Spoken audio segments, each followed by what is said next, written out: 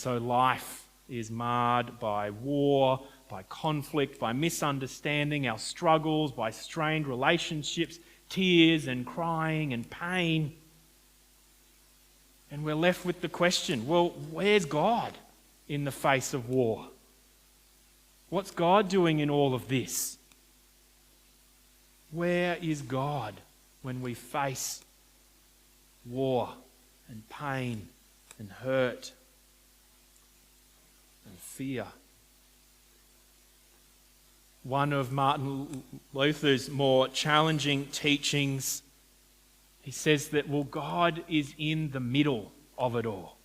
God is in the middle even of war. God is even at work in the midst of war. The devastation, he's there somehow. See, Luther went on to say that God deals with us in two different ways, like two hands, and each hand works in a different way.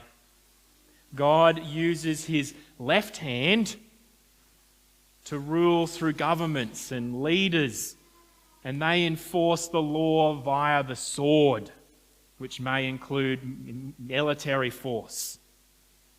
So God, he hides himself under the sword and the spear of the soldier. He puts on a mask, and he fights, and he brings death and judgment upon the evil that's in this world.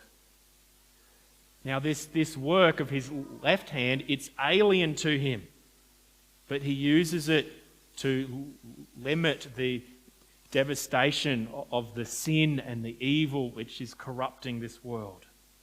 It's utterly incomprehensible to us. How can God work in this way? How could God ever be involved in war or death?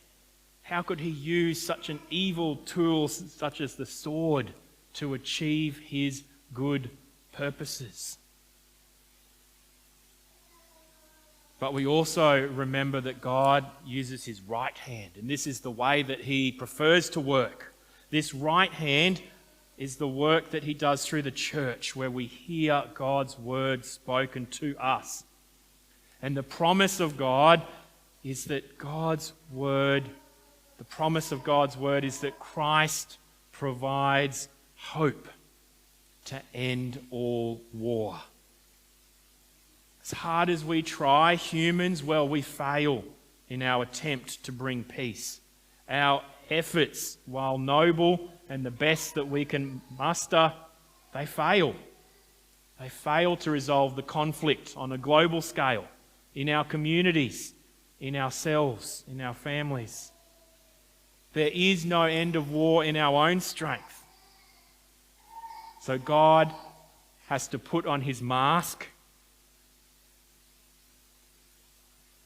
and he uses his left hand to strike down dead his very own Son, Jesus. The judgment that we deserve for our evil, for our sick hearts, it's dished out upon Jesus. And Jesus is pierced and crucified by nails, that God himself, wearing the mask of the Roman soldier and holding the spear, God himself is doing that to his Son. Jesus' dead body is laid in the tomb. And this is the greatest injustice of human history. Our history is full of injustices, but this is the greatest injustice, because this page of history is written in the blood of someone innocent. All the other pages written in blood, where we are evil, and it's what is coming to us. But for Jesus, this page is written in the blood of the innocent. Doesn't deserve it. And that's why God vindicates his Son. And God raised Jesus to new life. And Christ is risen. He's risen indeed.